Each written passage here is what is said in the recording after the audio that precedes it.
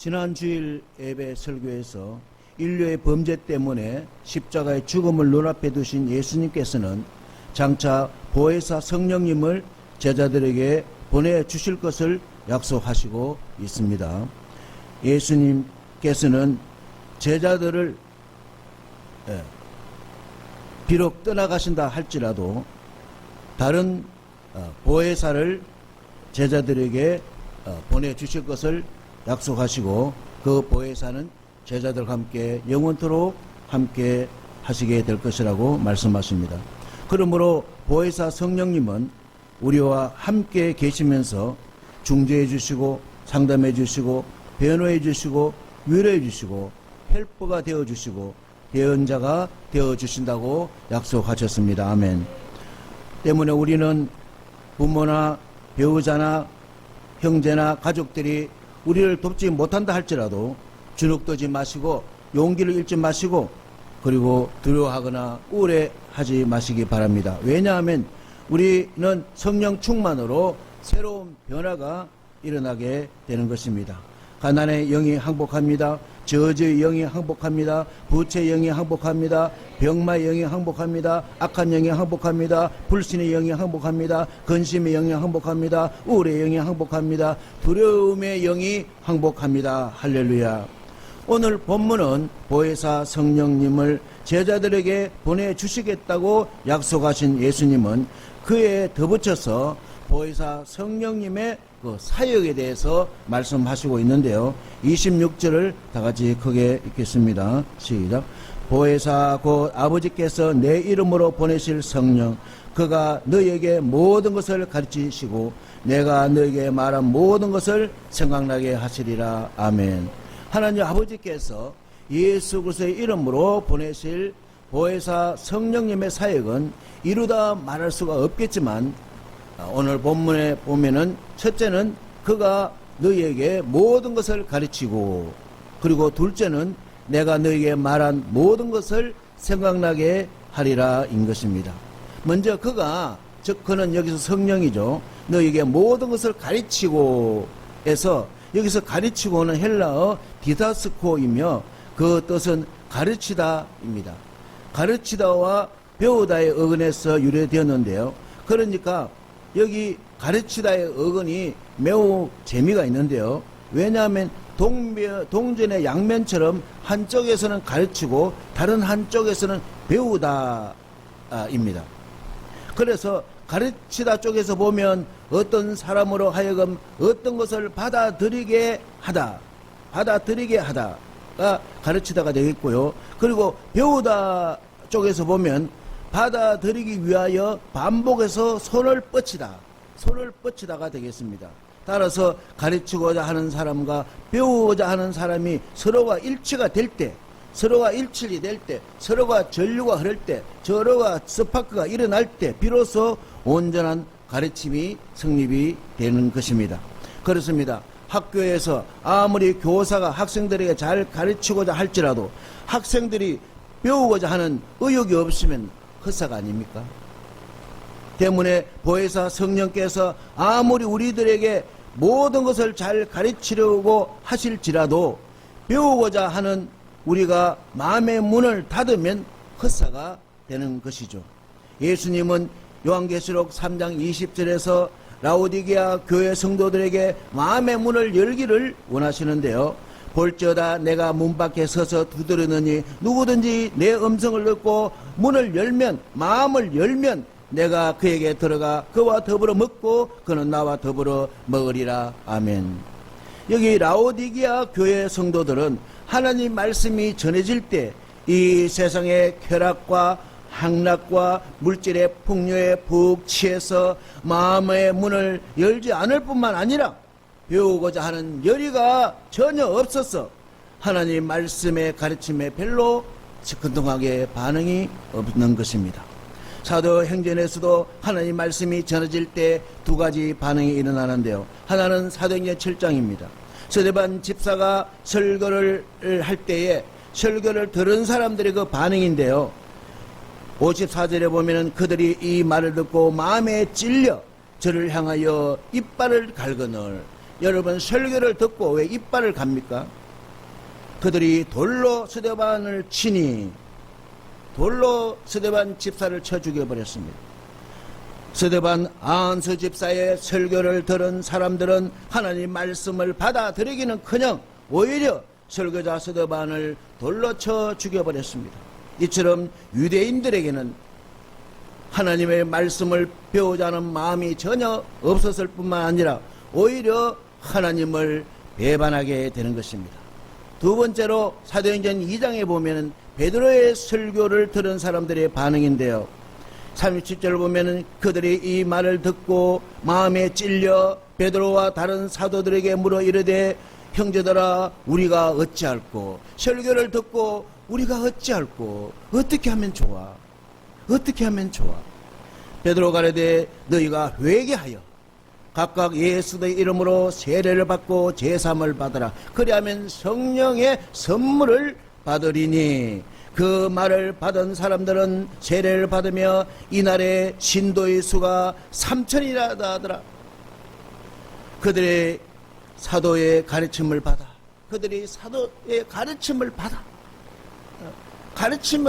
마음의 문을 활짝 열고 설교를 받아들여야 되는 겁니다. 설교를 받아들여야 여러분들이 변화가 있는 것입니다. 여러분 속에 더는 악한 월심마가 떠나가게 합니다. 여러분의 새로운 인생을 받는 것입니다. 사도들의 가르침을 받아 서로 교제하고 떡을 떼며 오로지 기도하기에 힘쓰니라. 아멘. 여기 베드로의 설교를 들은 사람들은 마음의 문을 활짝 열고 어찌할꼬 회개하고 세례를 받고 제사함을 받으니 성령을 선물로 받게 되는데 이날 새신자 숫자가 3,000명이 등록되게 된 것입니다. 할렐루야. 그렇습니다. 성령 충만으로 말씀을 전하는 자나 가르치는 자의 태도도 물론 중요하겠지만 말씀을 듣는 자, 말씀을 받는 자의 태도도 매우 중요하다는 것입니다. 마가복음 4장에는 4가지 종류의 땅이 있는데요. 그 밭에 씨앗을 뿌렸습니다. 처음에는 길가에 뿌렸습니다.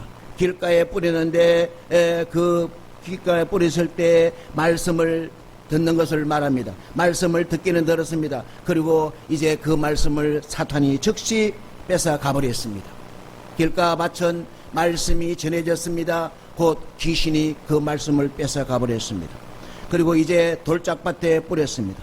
돌밭에 뿌렸다는 것은 말씀을 들을 때 기쁨이 옵니다. 그러나 그 속에 뿌리가 없어 잠깐 견디다가 이제 환란의 햇빛이나 박해의 햇빛이 오면 곧 자빠져 버리고 교회를 떠나게 되는 것입니다. 가시밭에 밭이 있습니다. 같이 밭에 떨어졌습니다. 씨앗이 나서 올라옵니다. 이제 세상의 염려와 재물의 유혹과 기타 욕심이 들어와서 나는 예배드리러 안 갈 거야. 그래서 이제 구원의 결실이 없는 것입니다. 그러나 마지막으로 좋은 땅에 뿌려졌습니다.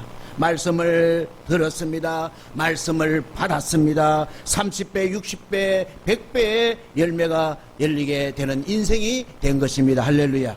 말씀을 먹어야 됩니다. 아멘으로 말씀을 먹어야 됩니다. 그래야 인생이 변화가 됩니다. 그래야 인생이 30배, 60배, 100배의 열매를 맺게 되는 것입니다.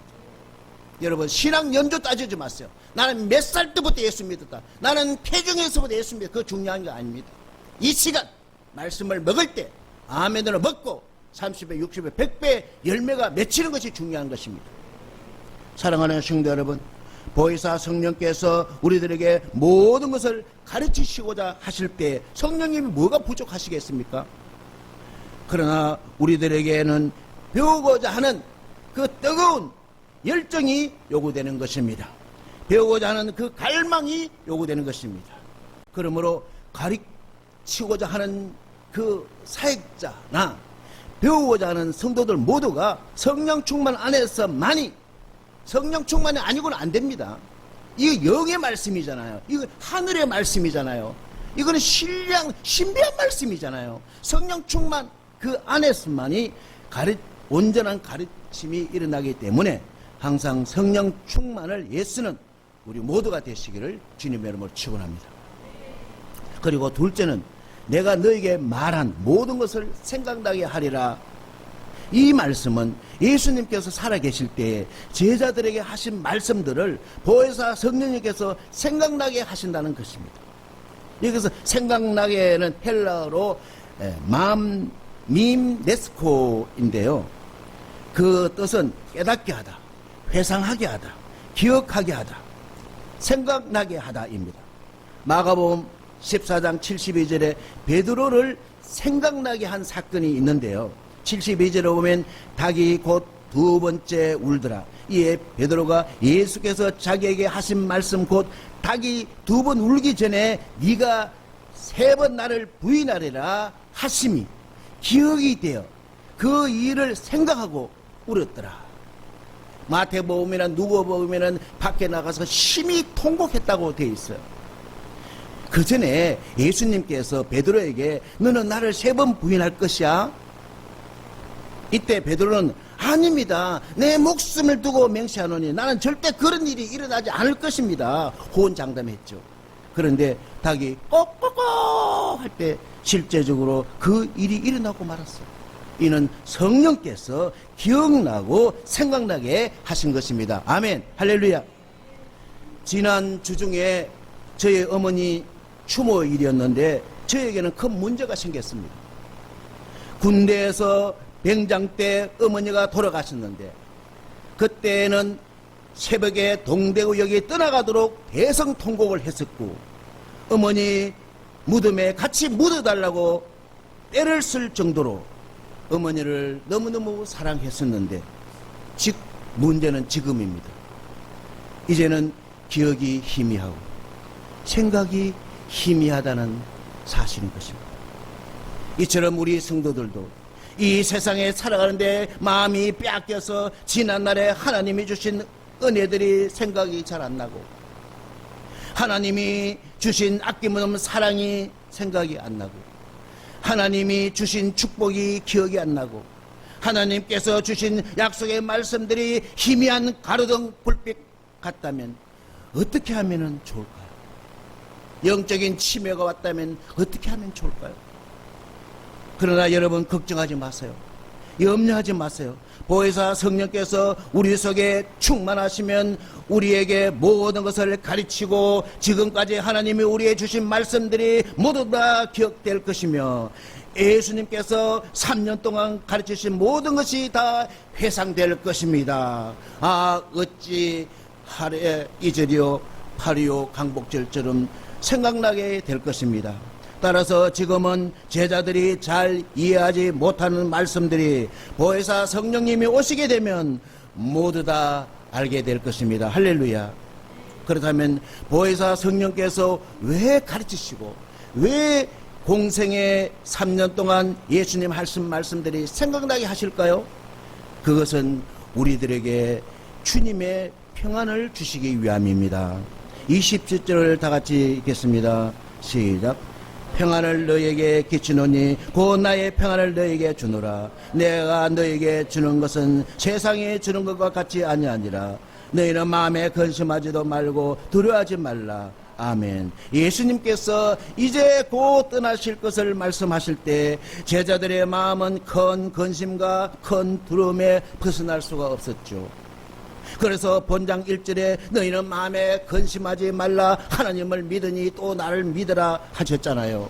우리가 기억나지 않습니까? 그리고 또다시 오늘 27절에서 너희는 근심하지 말고 두려워하지 말라 이렇게 왜 재차 또 당부하십니까?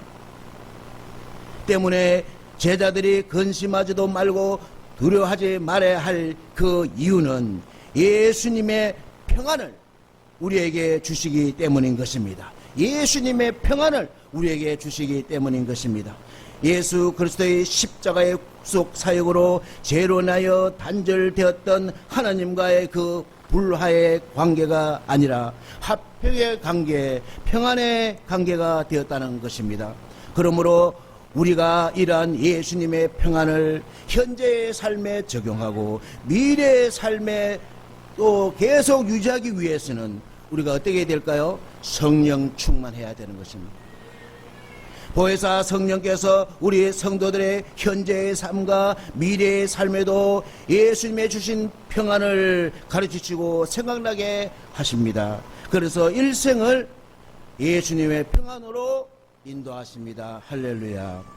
우리 안양 명성교회 교인들은 아침에 일어나자마자 안녕하세요 성령님 하시는데 얼마나 중요한지 모릅니다. 성령님은 우리를 천국까지 인도하십니다. 어떻게 인도하십니까? 주님이 주신 평안으로 인도하십니다. 때문에 우리는 주님을 의지합니다. 주님을 의지합니다. 주님을 사랑합니다. 주님을 찬양합니다. 주님을 의지합니다. 주님을 의지합니다.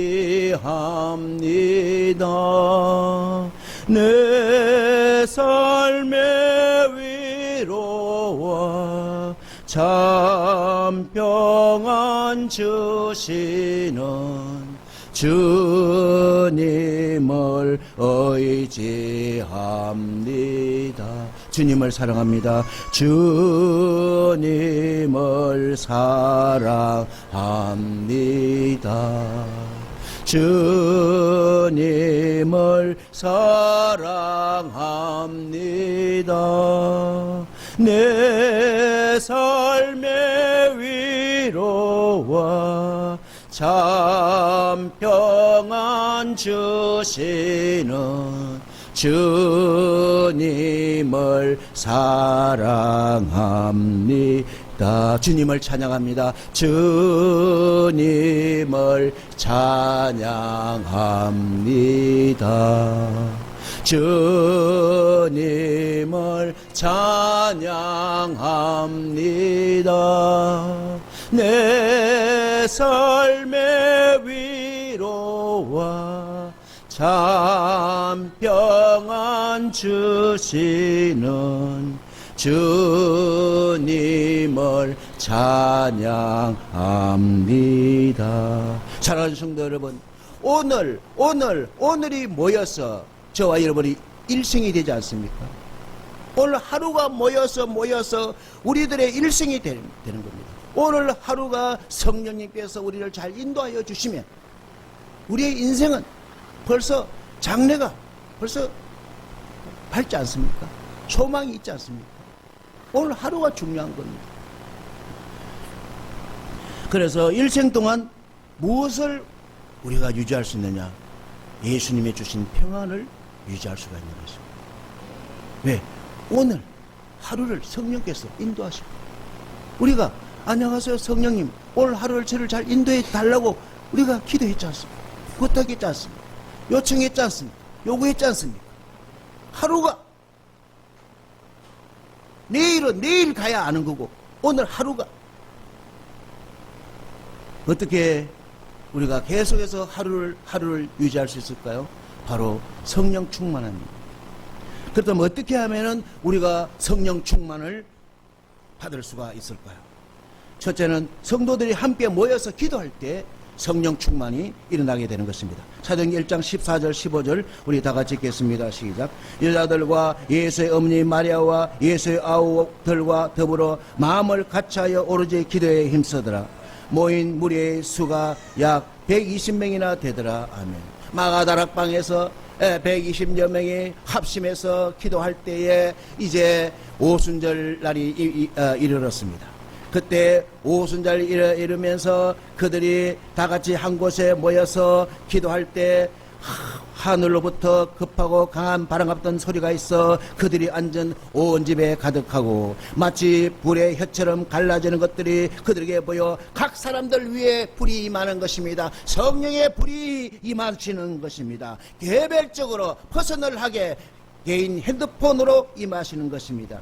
그들이 다 성령의 충만을 받고 그들이 다 모두가 성령의 충만 120여 명이 성령의 충만을 받고 그것이 온 세상에 퍼져서 오늘날 기독교가 전 세계 23억 인구가 된 것입니다. 성령이 말하게 하심을 따라 성령의 말하게 하심에 따라 전도해야 됩니다. 내 의지, 내 지식으로 하는 게 아닙니다. 사도 바울이 아무리 전도해도 안 됐습니다. 왜? 성령에 따라 하셔야 되는 것입니다.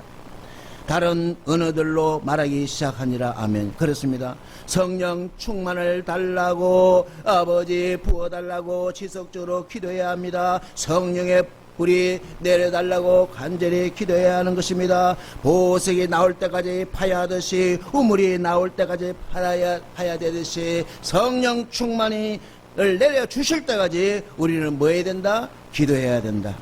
누가복음 11장 13절에 너희가 악한 자라도 좋은 것을 자식에게 줄 알거든. 도둑들도 자식에게는 좋은 것 주려고 애쓰지 않습니까? 하물며 너희 하늘 아버지께서 구하는 자에게 무엇을 주지 아니하시겠느냐? 성령을 주시지 않아요. 성령 충만을 주신다는 것입니다. 아멘. 할렐루야. 둘째로 베드로의 오순절 설교를 들을 때 성령 충만을 받았습니다. 사도행전 2장 14절 3절 38절을 우리 다 같이 읽겠습니다. 시작. 베드로가 열한 사도와 함께 서서 소리 높여 이르되 유대인들과 예루살렘에 사는 모든 사람들이 이 일을 너희로 알게 할 것이니 내 말에 귀를 기울이라. 그들이 이 말을 듣고 마음에 찔려 베드로와 다른 사도들에게 물어 이르되 형제들아 우리가 어찌할꼬 하거늘. 베드로가 이르되 너희가 회개하여 각각 예수의 이름으로 세례를 받고 제사함을 받으라. 그리하면 성령의 선물을 받으리라. 아멘. 그렇습니다. 하나님의 말씀을 믿음으로 받아들이는 것입니다. 하나님의 말씀을 받을 때 우리는 철저히 회개를 해야 되는 것입니다. 회개는 말 그대로 마음을 바꾸다는 것입니다. 우리가 가져온 마음을 오늘 이 시간 바꿔야 됩니다. 그 마음 가지고는 여러분 실패하는 것입니다. 마음을 바꾸다는 뜻입니다. 다시 말하자면 내 뜻대로 사는 것이 아니라 아버지 뜻대로 살라고 고백하는 것이 바로 회개인 것입니다. 회개할 때 변화하는 것입니다. 이러한 진실한 회개를 먼저 한 후에 믿음으로 간구하면 성령 충만을 받게 되는 것입니다. 때문에 진실하게 회개하는 만큼 우리의 영혼은 성령님을 잘 모시게 될 수 있는 그러한 좋은 밭이 되는 것입니다. 셋째는 하나님 말씀을 받고 안수받을 때 성령 충만을 받는 것입니다. 오늘 말씀이 선포되었습니다. 선포되고 끝나고 나서 바로 안수를 받을 때 성령에 충만한 것입니다. 그렇기 때문에 말씀을 받지 않고 안수받는 것은 약효가 별로 없습니다. 오늘 설교 말씀을 받고 바로 안수받을 때 성령의 충만에 받는다는 것입니다. 사도행전 8장 14절 17절 다 같이 읽겠습니다. 시작. 예루살렘에 있는 사도들이 사마리아에도 하나님의 말씀을 받았다함을 듣고 베드로와 요한을 보내며 그들이 내려가서 그들을 위하여 성령 받기를 기도하니 이는 아직 한 사람에게도 성령 내리신 일이 없고 오직 예수 그리스도의 이름으로 세례만 받았을 뿐이더라. 이에 두 사도가 그들에게 많이 안수하며 뭘 받았더라? 성령 받았더라. 성령 충만을 받았다 이 말입니다. 우리가 예수 믿는 순간 이미 우리 속에 성령이 계세요. 때문에 여기서 말하는 성령은 성령의 충만한 겁니다. 아무리 좋은 차라도 기름이 없으면 그 차가 아무 소용없는 것입니다. 아무리 아버지 자기가 예수를 믿는다고 큰 소리 쳐도 성령 충만이 없으면 차가 움직일 수가 없는 것입니다. 그 인생은 한 사람도 전도하지 못하고 일생을 끝이 나게 되는 것입니다. 성령 충만할 때 전도할 때 그 역사가 일어나는 것입니다. 바울도 아나니아에게 안수받을 때 성령 충만 받았습니다. 사도행전 9장 17절에 아나니아가 떠나 그 집에 들어가서 그에게 안수하여 이르되 형제 사울아 주 곧 네가 오는 길에서 나타났었던 예수께서 나를 보내어 너로 다시 보게 하시고 성령으로 충만하게 하신다. 성령 충만 받은 사도 바울은 일평생 능력 전도를 할 수 있었습니다. 붙잡고 나사렛 예수 이름으로 명령하면 귀신이 떠나가고 병자가 고침받고 죽은 자가 고침받고 능력 전도를 할 수 있는 것입니다. 우리에게는 다 능력 전도의 능력이 있는 것입니다. 그러기 길 가다가 아픈 사람이 있으면 무조건 붙잡고 예수 이름으로 선포 기도하십시오. 여러분이 고치는 것이 아닙니다. 하나님 아버지께서 고쳐주십니다. 여러분이 고치려고 하니까 안 되는 거예요. 누구든지 능력 전도가 가능한 것입니다. 선포하세요. 엄마 아프십니까? 엄마 아픈데 손을 대세요. 내가 나사렛 예수님 명령이요 우리 엄마를 괴롭히는 더러운 귀신 마귀들아 들어가라! 들어가라! 들어가라! 저의 고함으로 떠나는 것이 하나님께서 그 시간 역사해 주시는 것입니다. 약속하셨기 때문에 그렇습니다.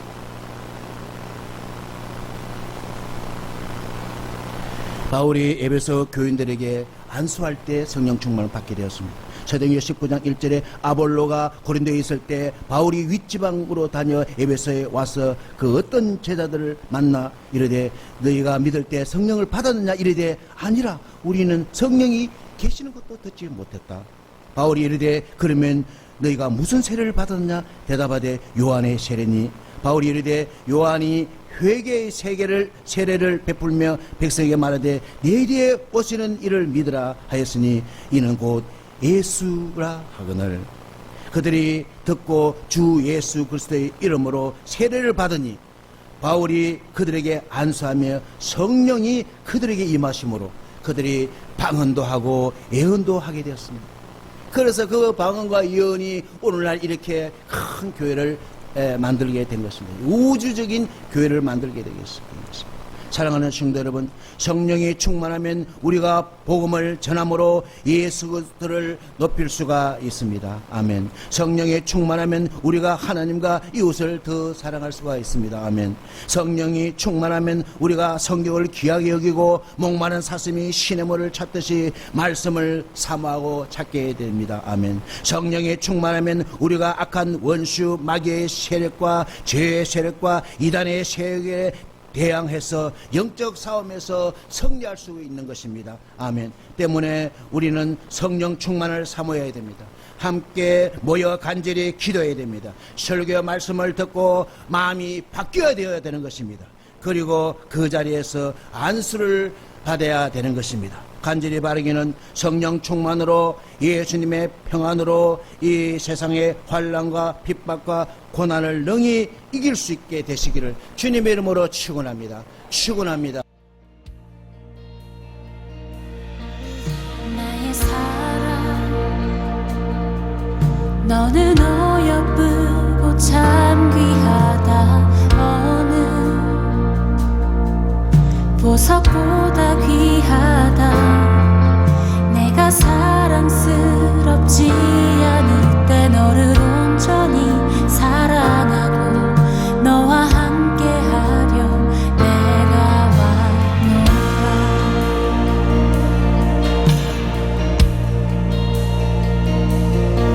주의 사랑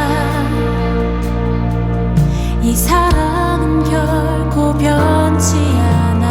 모든 계절 돌보시네. 푸른 마르고 꽃은 시드나 주의